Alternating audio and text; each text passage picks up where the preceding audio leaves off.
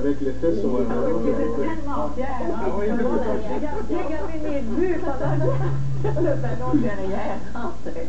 C'est extraordinaire. C'était quelque chose. Oui, oui. C'est quoi votre adresse là-bas, vous déjà? Erding. Merci. Erding. Non, je me suis trompé tantôt, alors je veux lui donner la chance de corriger mon erreur. J'ai dit que nous étions en ondes, j'ai écrit ça, et en ligne à RDI, et 4, évidemment, c'est à RDI. Mais c'est un peu tôt le matin, c'est normal, hein. Oui. C'est pas ce qu'ils m'ont dit, moi. Ah non? On y va avec les nouvelles, le résumé de l'actualité dans la Bourbonnais. Oui, alors on va commencer, attendez, je pense que la machine aussi n'est pas réveillée ce matin. On va parler de Jean Charest, bien sûr, qui va poursuivre son témoignage devant la commission d'Astarache. Alors hier, Jean Charest a contredit la version de Marc Bellemare qui lui reproche d'avoir laissé des collecteurs de fonds du Parti libéral exercer des pressions sur lui pour faire nommer certains juges. Alors, le premier ministre a affirmé que son ancien ministre de la Justice ne lui a jamais parlé des pressions qu'il subissait en septembre 2003. Il a aussi démenti être ami avec les collecteurs Franco Fava et Charles Rondeau. Avez-vous eu, M. Charest, des discussions avec Marc Bellemare au sujet des pressions exercées à son endroit pour la nomination de Marc Bisson et la promotion du juge Michel Simard? Non. Maître Bellemare affirme que quelques jours après l'appel téléphonique du 24 août 2003, soit le 27 août, au Conseil des ministres, vous lui aviez dit « Alors tu as des problèmes avec Franco ». Que pouvez-vous nous dire à ce sujet? Je n'ai pas fait ce commentaire-là, M. Bellemare. Est-ce que vous niez l'avoir dit ou est-ce que vous n'en avez pas souvenir? Moi, je ne vois pas comment j'aurais pu faire un commentaire comme ça à M. Bellemare. D'abord, si M. Bellemare avait... Le commentaire présume que M. Bellemare m'aurait informé de pression qui aurait été faite par M. Fava, ce qui n'est pas le cas. M. Bellemare n'a pas fait de commentaire à ce sujet-là. Alors, les audiences de la commission d'Astarache sur la nomination des juges vont donc reprendre ce matin à 9h avec la suite du témoignage de Jean Charest et évidemment, vous pourrez bien sûr suivre ces audiences en direct sur RDI à partir donc de 9h. À Baie-Saint-Paul, 400 personnes ont participé hier soir à une assemblée d'information sur la démolition de leur hôpital et la réorganisation des services dans la région. Ils ont appris il y a près de 3 semaines que l'hôpital devait être démoli parce que des tests ont montré qu'il ne résisterait pas à un tremblement de terre. Le ministre de la Santé, Yves Bolduc, a tenté de calmer les inquiétudes des citoyens, mais sans faire d'annonce ferme. Depuis tantôt qu'on entend dire qu'on va avoir des services dans Charlevoix. Charlevoix, c'est grand Charlevoix. Nous autres, on va avoir quoi? On n'a pas de folle de marais derrière de nous autres. On va avoir quoi, nous autres, ça? Ottawa réussira-t-il à décrocher un siège au Conseil de sécurité des Nations Unies? De passage à l'ONU, le premier ministre Stephen Harper a sorti ses munitions pour convaincre les petits comme les grands pays d'essayer la candidature du Canada. Emmanuel Latraverse. C'est ce qu'on appelle un sprint diplomatique. Stephen Harper se colle au grand nom de la scène internationale pour redorer le blason du Canada, espérer ainsi gagner sa place au Conseil de sécurité. Si nous sommes élus, nous serons prêts à servir. Voilà plus de 10 ans que le Canada n'a pas été admis au sein du club le plus exclusif des Nations Unies. Et même s'ils étaient peu nombreux à entendre son message, Stephen Harper a livré une véritable profession de foi à ses vidéos. Il a plaidé surtout pour une diplomatie plus efficace. Une action qui donne des résultats concrets. Une action qui aide les populations dans leur lutte contre l'oppression, les catastrophes et la pauvreté. Stephen Harper doit surtout s'attaquer au handicap de la candidature canadienne. Ça veut dire rassurer les petits pays insulaires comme le Vanuatu menacés par le réchauffement climatique, nourrir aussi le dialogue avec des pays comme la Jordanie, tendre la main aux chefs de l'autorité palestinienne. Un geste symbolique incontournable alors que les pays arabes reprochent au gouvernement Harper d'avoir pris un virage trop pro-israélien. Nous nous attendions, et nous nous attendons toujours à voir le Canada changer changer un petit peu sa position. C'est dans ce contexte d'ailleurs que Stephen Harper a pris la peine d'endosser des négociations en vue d'un accord de paix. Le Canada espère sincèrement que les pourparlers aboutiront et le Canada continuera d'aider l'autorité palestinienne à bâtir ces institutions. Après une campagne relativement discrète à moins de 3 semaines du vote, le gouvernement Harper accélère la cadence. Il mise maintenant sur la réputation que s'est bâtie le Canada au sein des Nations Unies depuis 60 ans pour se tailler une place entre l'Allemagne et le Portugal et récolter ainsi un des 2 sièges qui convoités. Emmanuel Latraverse, Radio-Canada, New York. Par ailleurs, le premier ministre Stephen Harper est attendu à Terre-Neuve pour constater les dommages causés par l'ouragan Igor.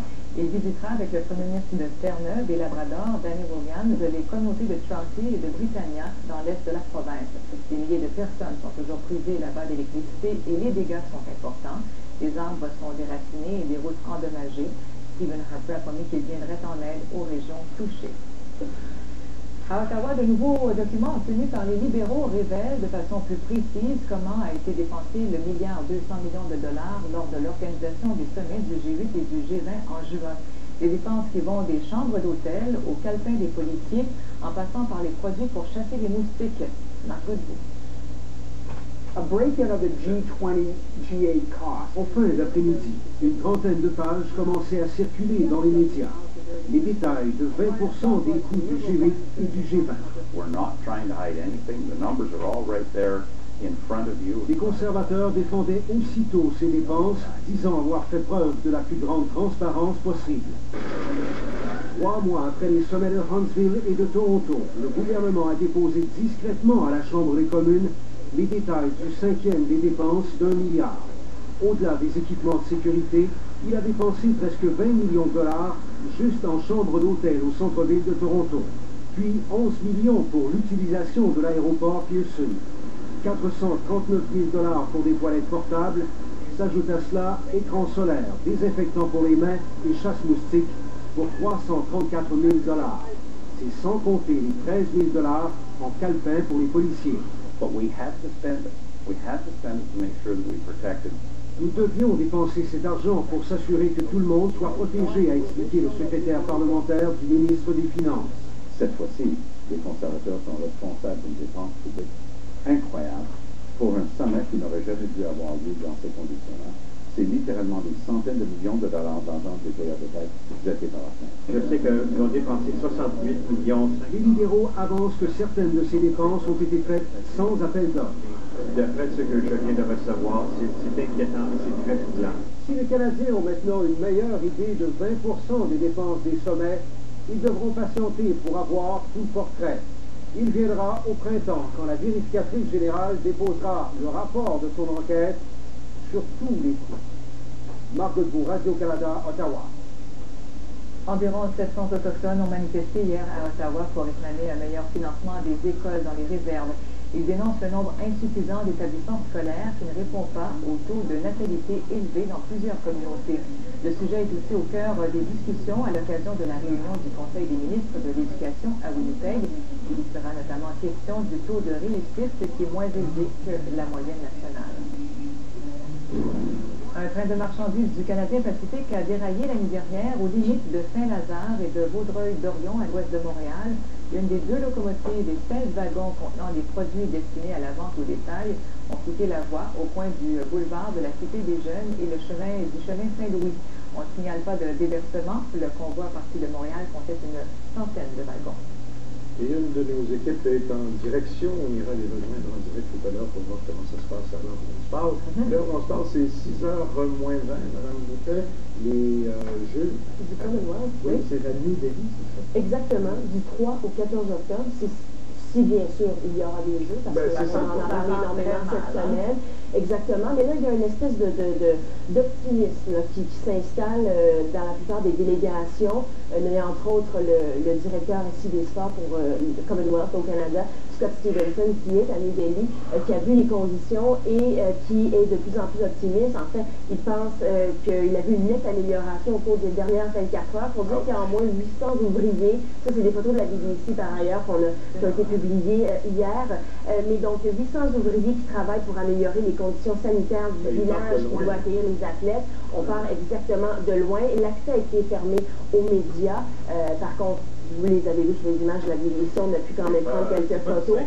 Non, exactement. Et Commonwealth Canada dit que si les efforts sont maintenus, la délégation, les athlètes pourront loger au village dès dimanche soir. Alors, si ça va comme prévu, c'est le cas. Mais il y a encore, entre-temps, d'autres athlètes qui se retirent, qui ont peur pour leur sécurité, leur santé.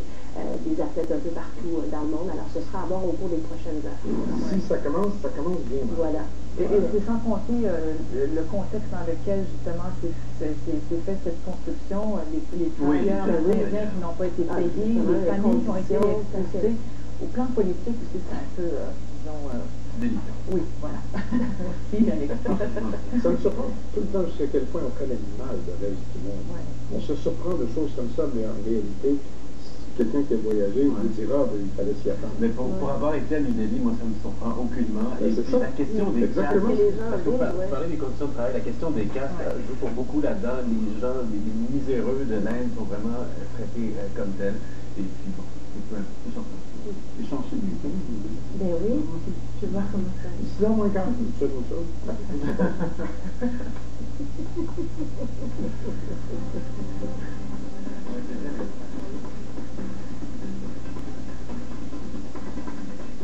Vous voulez connaître et comprendre au jour le jour les faits révélés à la commission Bastarache? Je vous invite donc à suivre nos analyses et notre bilan complet des témoignages, des revirements et rebondissements. 24 heures en 60 minutes, en semaine 19h sur RDI.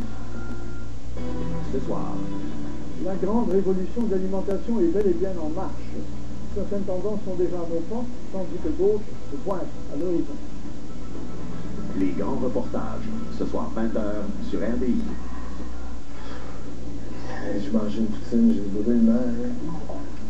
Tu ferais quoi, toi, à ma place? Ta place? Je prendrais de la pizza la prochaine fois. Pour un deuxième avis, demandez à Jean Coutu. Une bonne réputation est difficile à acquérir. Une réputation de qualité inégalée et de service à la clientèle exceptionnelle est encore plus difficile à acquérir. Il faut la mériter. Lexus a remporté plus de prix de qualité que tout autre fabricant de luxe aux États-Unis au cours des 10 dernières années. Et tous nos efforts tendent vers un seul objectif. Vous procurer encore plus de moments parfaits. Lexus à la conquête de la perfection. Lorsqu'on vit avec le diabète, on n'est jamais vraiment sûr de ce qui se passe à l'intérieur de notre corps. Il y a à l'intérieur de chaque bandelette One Touch Ultra Bleu, la technologie double mesure mesure chaque échantillon de sang 2 fois plutôt que. Vous êtes donc doublement sûr. La pression peut rendre n'importe quel déodorant inefficace. Voici l'antisudorifique écran anti-odeur de Gillette. Il cible et neutralise les odeurs à la source. Ne vous contentez pas de masquer les odeurs, neutralisez-les. Capital Groupe Financier et Radio-Canada présente Edgar et ses fantômes. Un spectacle unique en son genre, en théâtre et en musique. Mettant en vedette Edgar Cloutier, Vincent Bilodeau, André Robitaille, Sylvain Massé et Jean Marchand. Edgar et ses fantômes. Un spectacle unique en son genre pour une soirée inoubliable. Edgar et ses fantômes au Monument National du 8 au 25 septembre, libérant maintenant. Toi, là, as-tu un truc contre le pied d'athlète? Ah non, non. Ça, il n'y a rien à faire, c'est héréditaire, ça. Comme les pellicules. Ça veut dire que mes enfants vont avoir des pellicules. Pour un deuxième avis, demandez à Jean Coutu.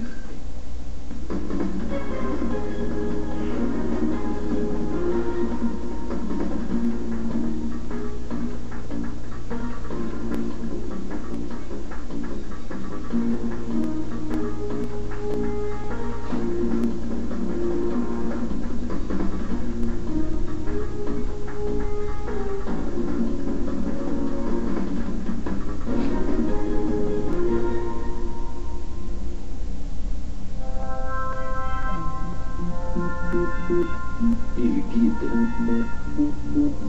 il divertit, il s'ajuste, il tire, il voit, il appelle, et il trouve toujours sa place.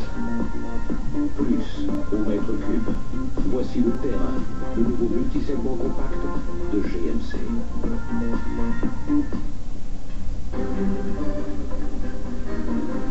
Parapluie de rigueur, Julie Josseline. Pour ce matin, principalement pour Montréal, parce que oui, il y a de la bruine, il y a de la pluie, tout dépendamment des secteurs où vous vous trouvez. Quoi qu'il est possible qu'on voit le soleil cet après-midi. Ça, c'est principalement pour les secteurs autour de Montréal, parce qu'ailleurs, je dirais, c'est gris, c'est de la pluie et même de la pluie parfois, tout dépendamment des secteurs où vous vous trouvez. Au Mercure, c'est pas si mal aujourd'hui, quelques degrés de plus que les valeurs